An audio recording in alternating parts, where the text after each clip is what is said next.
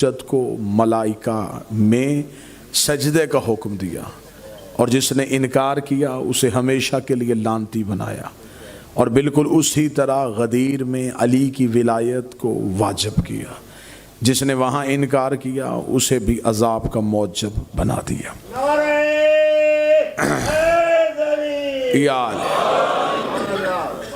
अब रोज़ाना की बुनियाद पे मैं एक गुजारिश अपने इस इज़्ज़त-माब मजमे के सामने कर रहा हूँ कि हमने अभी तक अहले बैत अलैहिमुस्सलाम को हकीकी मानों में समझने की कोशिश नहीं की।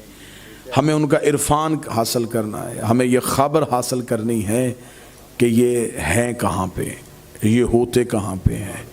आइए आज कुरान से इब्तदा करते हैं और पहले देखते हैं कि इनकी रहाइश कहाँ पे है, ये होते कहाँ पे हैं।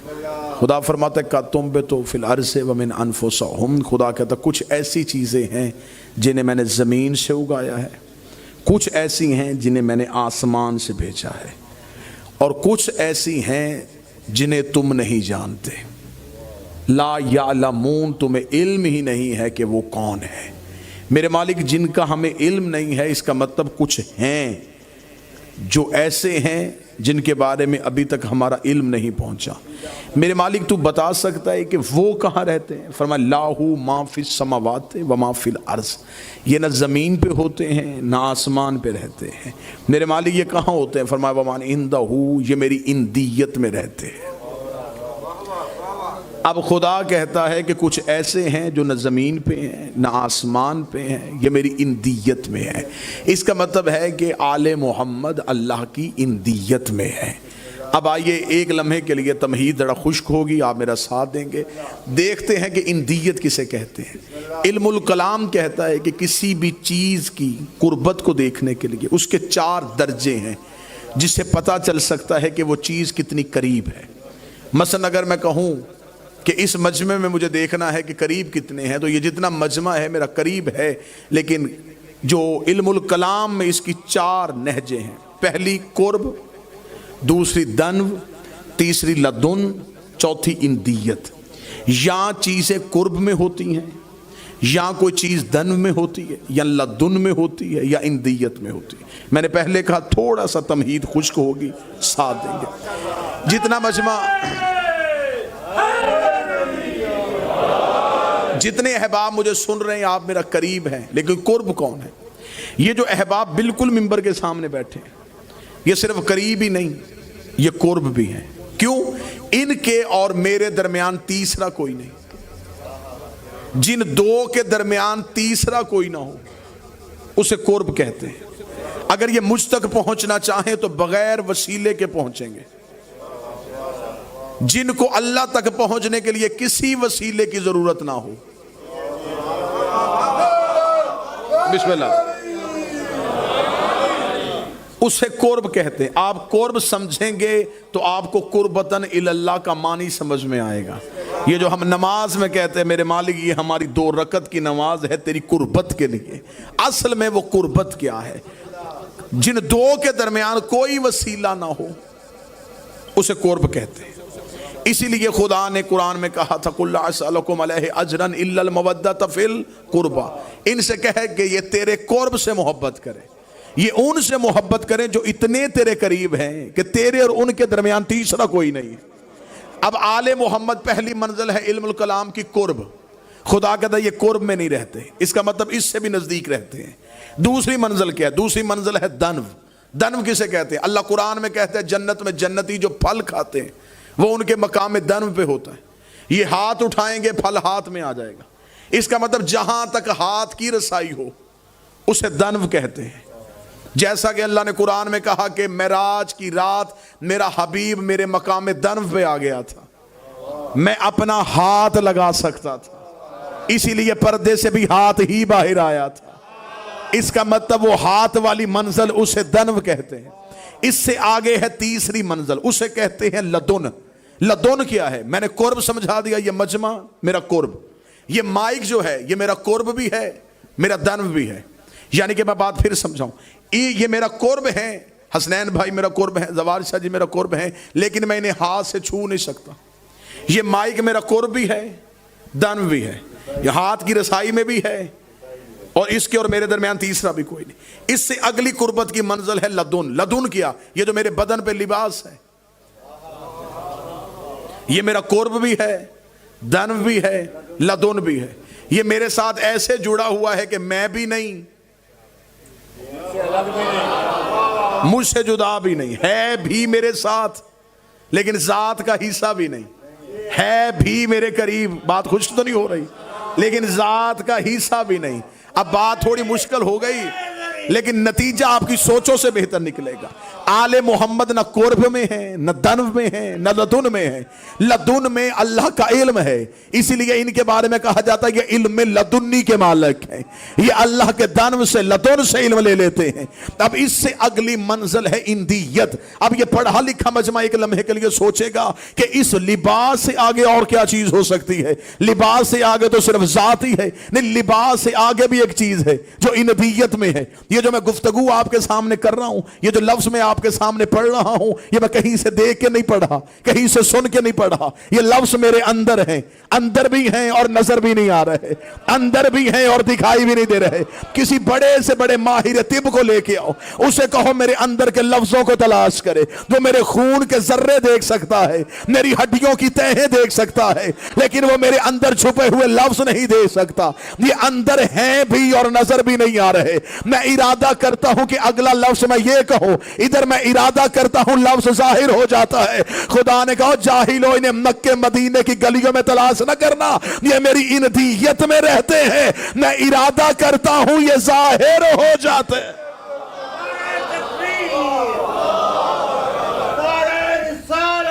یا رسول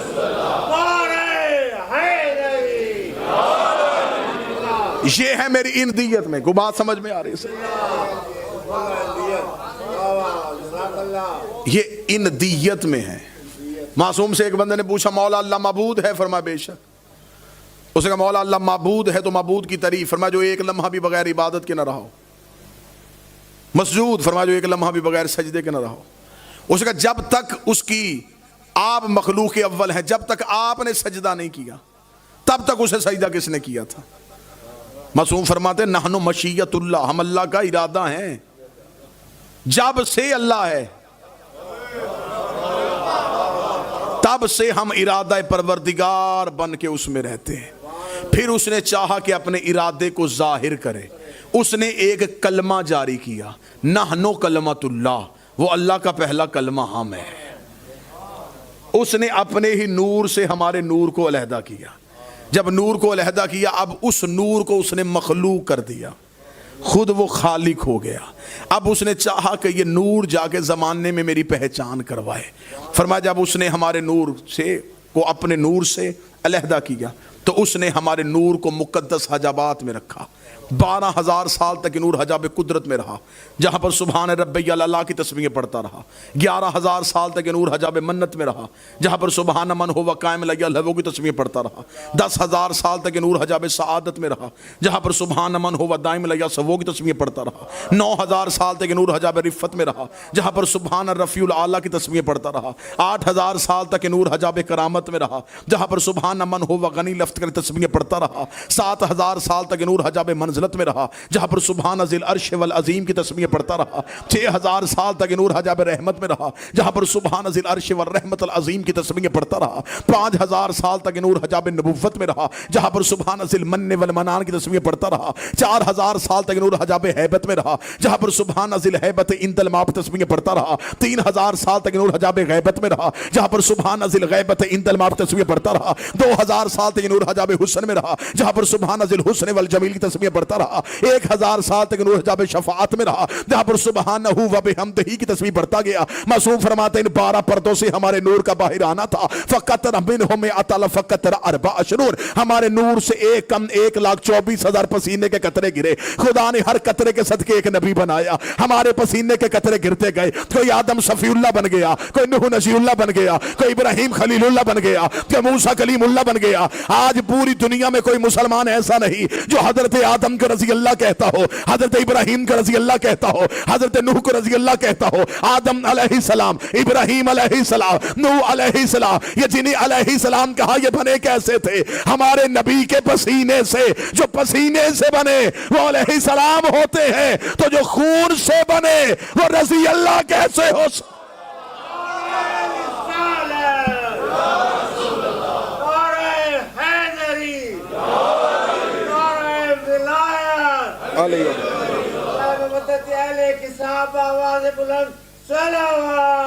اللہم صلی علی محمد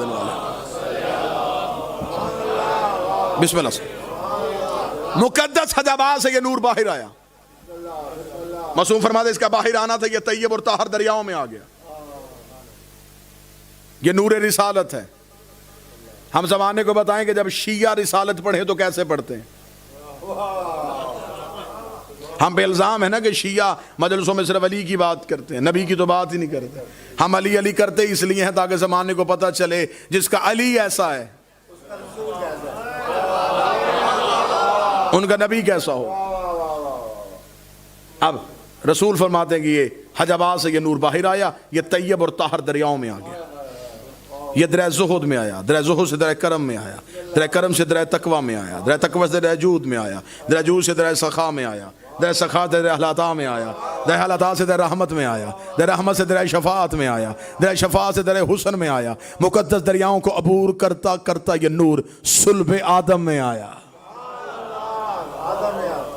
صلب آدم میں اس نور کا آنا تھا. ربیع الاول بھی ہے، رسالت مآب کے نزول کا ماہ مقدس بھی ہے. فرماتے صلب آدم میں اس نور کا آنا تھا. یہ صلب آدم سے صلب شیس میں آیا، صلب شیس سے صلب انوش میں آیا، صلب انوش سے صلب کنان میں آیا، صلب کنان سے صلب محلائیل میں آیا، صلب محلائیل سے صلب بازر میں آیا، صلب بازر سے صلب ادریس میں آیا، صلب ادریس سے صلب اخنوخ میں آیا، صلب اخنوخ سے صلب مسلوشخ میں آیا، صلب مسلوش سے صلب ملک میں آیا، ملک سے صلب نوح میں آیا، صلب نوح سے صلب سام میں آیا، سام سے فرخشد میں آیا، فرخشد سے صلب شالق میں آیا، صلب شالق سے صلب آبر میں آیا، صلب آبر سے صلب فالق میں آیا، صلب فالق سے صلب ارغو میں آیا، صلب ارغو سے صلب طارق میں آیا، صلب طارق سے صلب ابراہیم میں آیا، صلب ابراہیم سے صلب اسماعیل میں آیا، صلب اسماعیل سے صلب کدار میں آیا، صلب کدار سے صلب بنت میں آیا، بنت سے صلب حمل میں آیا، صلب حمل سے صلب یس میں آیا، صلب یس سے صلب یمسئی میں آیا، صلب یمسئی سے صلب عاد میں آیا، صلب عاد سے صلب عدنان میں آیا، صلب عدنان سے صلب ماد میں آیا، صلب ماد سے صلب مدرکہ میں آیا، صلب مدرکہ سے صلب خزیمہ میں آیا، صلب خزینہ سے صلب کنانہ میں آیا، صلب کنانہ سے صلب نظر میں آیا، صلب نظر سے صلب مالک میں آیا، مالک سے صلب غاب میں آیا، صلب غاب صلب فہر میں آیا، فہر سے صلب لوی میں آیا، صلب لوی سے صلب کعب میں آیا، صلب کعب سے صلب کلاب میں آیا، صلب کلاب سے صلب زید میں آیا، صلب زید سے صلب قسام میں آیا، صلب قسا سے صلب عبد مناف میں آیا، صلب عبد مناف سے صلب ہاشم میں آیا، صلب ہاشم سے صلب عبد المطلب میں آیا. نبی کہتے صلب عبد المطلب میں پہنچ کے یہ نور رک گیا، دو حصوں میں تقسیم ہو گیا. ایک صلب عبداللہ میں چلا گیا، ایک صلب ابو طالب میں چلا گیا. جو صلب عبداللہ میں گیا محمد رسول اللہ بن گیا، جو صلب ابو طالب میں آیا علی ولی اللہ.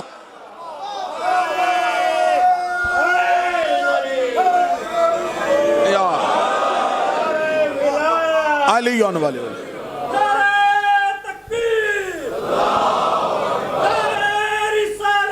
یا رسول یا علی. تو جو صاحبان دو حصوں میں تقسیم، ایک آغوش آمنہ میں چمکا، ایک آغوش فاطمہ بنت اسد میں چمکا. چلے تو ایک تھے، دو حصوں میں تقسیم ہو گئے. معصوم سے آگے ایک شخص نے کہا، اس نے کہا مولا آپ کے دادا آپ کے جد علی کعبہ میں آئے. اس سے آگے وہ بات شروع کرنے کا امام نے کہا رک یہیں پہ. کیا کہا تو نے؟ اس نے کہا آپ کے جد علی کعبہ میں آئے. امام نے فرمایا پہلے جملے کی درستگی کر، کعبہ میں نہیں آئے، کعبہ سے آئے. میں خاموشی کو دعا دینا چاہوں گا. کعبہ میں نہیں آئے، کعبہ سے آئے. کعبہ گھر نہیں، کعبہ منزل ہے. اس نے کہا مولا کعبہ سے آئے، اس کا مطلب امام نے فرمایا یہ جو کعبہ ہے یہ کعبہ اصل نہیں، یہ کعبہ شبیہ ہے. یہ ہے زمین کا مرکز، اس کے بالکل اوپر آسمان پہ بھی یہ کعبہ ہے. جسے بیت المعمور کہتے ہیں. یہ کعبہ اس کعبے کی شبیہ ہے. اب پتہ چلا لوگ اصل کو نہیں چوم رہے. میں کوشش تو کر رہا ہوں کہ میں آپ کے معیار تک پہنچ سکوں. سجدہ اصل کو نہیں ہو رہا, شبیہ کو. فرمایا اس سے بالکل اوپر عرش پہ ہی کعبہ ہے جسے بیت المعمور کہتے ہیں. اس کا مولا وہاں کیا ہوتا ہے؟ فرمایا یہاں کیا ہوتا ہے؟ اس کا مولا یہاں سجدہ ہوتا ہے. فرمایا وہاں بھی سجدہ ہوتا ہے. مولا وہاں کون کرتا ہے؟ فرمایا یہاں کرتے ہیں یہاں کے رہنے والے. اب مجمع ساتھ ہے تو میں جملے پڑھوں نا سرکار. یہاں کرتے ہیں یہاں کے رہنے والے, وہاں کرتے ہیں وہاں کے رہنے والے. اس کا مولا وہاں کون رہتا ہے؟ فرمایا جب ہم یہاں نہیں تھے تب ہم وہاں تھے. یہ ہے مٹی کا گھر, یہاں ہم جسموں میں آئے, وہاں ہم نور میں تھے. جب ہم نور میں تھے تب ہم بیت المعمور میں تھے. اس کا مولا وہاں فرمایا انوار طواف کرتے ہیں, وہاں ہم بیت المعمور میں رہتے. بندے کا جسم تھر تھر کانپا. اس کا آج پتا چلا ہے کہ اصل تو بیت المعمور ہے.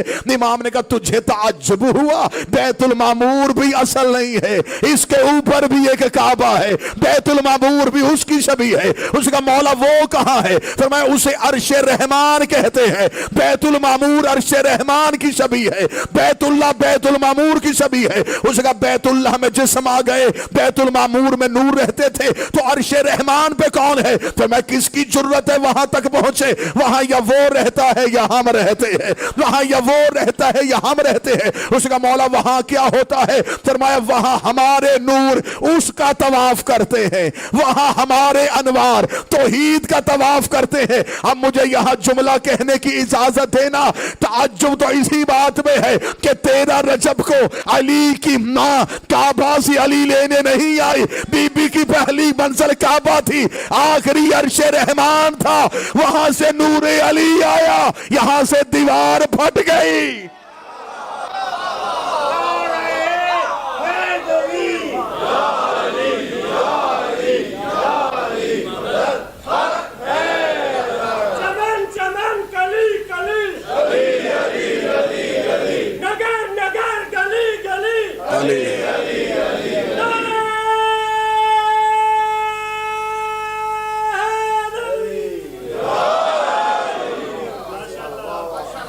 مولا امام حسین علیہ السلام خطبہ حج پہ تھے, جناب علی زین العابدین علیہ السلام. مولا اٹھ کے کھڑے ہوئے خطبہ حج دینے کے لیے, تو سامنے سے ایک شخص اٹھا ہجوم میں سے. اس نے کہا علی ابن الحسین پہلے تو اپنا تعارف کروا اور اپنا شجرہ سنا. اتنا کہنا تھا. کتاب خطبہ ابجد ہے اس کتاب کا نام, اس کو خطبہ ابجد مختلف کتابوں میں ہے, میں حوالہ دے رہا ہوں. خطبہ ابجد کے نام سے یاد کرتے ہیں. چھوٹی کتاب کا حوالہ نہیں دوں گا, چھوٹا ریفرنس کا حوالہ دوں گا. مشہد جاؤ مولا امام رضا کے حرم میں, وہاں جو اردو زائرین کے لیے وقف ہے, وہاں جا کے ان سے پوچھنا کہ مجھے خطبہ ابجد چاہیے. وہ پیچھے اشارہ کر کے گئے, یہ جو 350-400 کتاب پڑھی ہے یہ اسی خطبے کی شرح میں لکھی ہوئی ہے. خطبہ ابجد, ابجد کہتے ہیں سفید. یہ خطبہ ابجد ہے. یہ کس نے دیا تھا؟ جب لوگوں نے کہا مولا سجاد سے کہ آپ اپنا شجرہ پڑھیے, مولا نے حجر اسود کی طرف اشارہ کیا. مولا نے حجر اسود کی طرف اشارہ کر کے تو بتا ہم کون ہیں.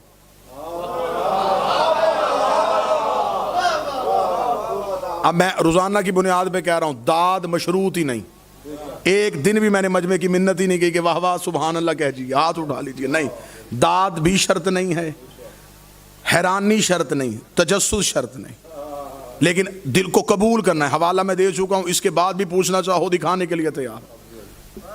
یہ خطبہ دیا حجر اسود نے, کالے نے دیا تھا سفید خطبہ. شاید سماعتوں سے پہلی دفعہ ٹکرائے تو پھر بھی وصول کیجئے. مولا نے حجر اسود کی طرف اشارہ کیا, حجر اسود بولا. جب حجر اسود بولا تو ایک شخص نے کہا مولا یہ پتھر ہو کے کیسے بولا؟ امام نے فرمایا تم اسے پتھر سمجھتے ہو, حقیقت میں یہ پتھر نہیں. اس نے کہا مولا یہ پتھر نہیں. امام نے فرمایا یہ ایک ملک مقرب ہے, یہ ایک فرشتہ ہے. اس نے کہا مولا یہ فرشتہ ہے تو پتھر بن کے کعبہ کے باہر کیوں کھڑا ہے؟ امام نے فرمایا جب یہاں آنے سے پہلے ہم آلین میں رہتے تھے, اب جتنے ساتھ مل گئے ہیں اتنے ہی ساتھ چلتے رہنا. یہاں آنے سے پہلے جب ہم اعلین میں رہتے تھے، پہلی تقریر جسے یاد ہے، استکبرت ام کنت من الاعلین، ابلیس تو تکبر کر رہا ہے، کیا تو اعلین جیسا ہے؟ اس کا مطلب ہے آدم سے پہلے کچھ اعلین میں لوگ تھے جن پہ واجب نہیں تھا کہ وہ آدم کو سجدہ کرتے۔ امام نے فرمایا جب یہاں آنے سے پہلے ہم اعلین میں رہتے تھے تو یہ فرشتہ ہمارے دروازے کا پہرے دار تھا۔ اب اگلی سطر ہر بندے کے لیے نہیں، ہر بندہ اگلی سطر کے لیے نہیں۔ امام فرماتے جب ہم اعلین سے نکل کے روح پروردگار بن کے صلب آدم میں منتقل ہوئے تو یہ ملک مقرب ہماری جدائی میں رویا، آواز ربوبیت آئی کہ جنت میں رہ کے کیوں روتا ہے؟ اس نے کہا میری جنت یہ نہیں، میری جنت ان کا قرب ہے۔ مولا نے فرمایا کہ خدا نے اس کی دعا کو قبول کیا اور اسے ایک سفید موتی کی صورت میں، سفید موتی کی صورت میں حضرت آدم کے ہاتھ میں دیا۔ جب حضرت آدم کو دنیا میں اتارا اس وقت دنیا میں رات تھی۔ حضرت آدم کو اتارا گیا سری لنکا میں آج کے دنیا کے نقشے کے مطابق، جناب حوا کو اتارا گیا تھا جدہ میں، جدہ عربی میں کہتے ہیں دادی کو، اس لیے وہ شہر ہی جناب حوا کے نام سے مخصوص ہے۔ جناب آدم دنیا میں رات تھی، یہ سفید موتی جو ملک مقرب تھا یہ سفید موتی کی صورت میں آیا، حضرت آدم اس کی روشنی میں دنیا میں آئے۔ یہ جناب نوح کے دور تک حضرت آدم کے پاس موتی کی صورت میں رہا۔ جب حضرت نوح نے جہاں آج کعبہ ہے، جہاں آج خانہ کعبہ ہے، وہاں جب طوفان نوح آیا تو حضرت نوح نے ایک خیمہ نصب کیا تھا، یہ موتی اسی خیمے میں موجود تھا۔ جب حضرت ابراہیم نے کعبے کی دیواروں کو بلند کیا، حضرت ابراہیم نے کعبے کی نئے سرے سے نہیں بنایا، کعبے کی دیواروں کو اٹھایا تھا۔ کعبہ پہلے سے تھا، جناب آدم کے دور میں بھی کعبہ تھا، انہوں نے کعبے کی دیواروں کو اٹھایا۔ جب کعبے کی دیواروں کو اٹھایا تو اللہ سے پوچھا کہ میرے مالک اس موتی کو کیا کروں، اسے کعبے کے اندر رکھوں؟ فرمایا اسے ایک پتھر کی صورت دے کے کعبے کے باہر بالکل دروازے کے آگے ویسے ہی کھڑا کر دے جیسے یہ وہاں کھڑا ہوتا تھا۔ اسے آج بھی کعبہ کے دروازے پہ بالکل ویسے ہی کھڑا کیا ہوا ہے جیسے یہ اعلین پہ دروازے پہ رکا رہتا تھا۔ اب اگر جگر وصول کریں تو پھر ہدیہ جملہ کرنے لگا ہوں۔ ایک سائل نے پوچھا مولا یہ کعبہ کے دروازے پہ کھڑا ہو کے کیا کر رہا ہے؟ فرمایا ارکان حج میں واجب کر دیا گیا، جب بھی کوئی حاجی آئے گا وہ حجر اسود کا بوسہ لے گا، حجر اسود کو بوسہ لے گا، حجر اسود کا بوسہ حج کے ارکان میں شامل کر دیا گیا۔ یہ آج بھی کعبے کے دروازے پہ کھڑا ہے، جب بھی کوئی حاجی بوسہ لینے کے لیے آتا ہے یہ اس کے دل کے اندر جھانک کے دیکھتا ہے، اگر دل میں ہماری محبت ہوتی ہے تو حج کو قبول کر لیتا ہے، ورنہ لعنت کر کے واپس کر دیتا۔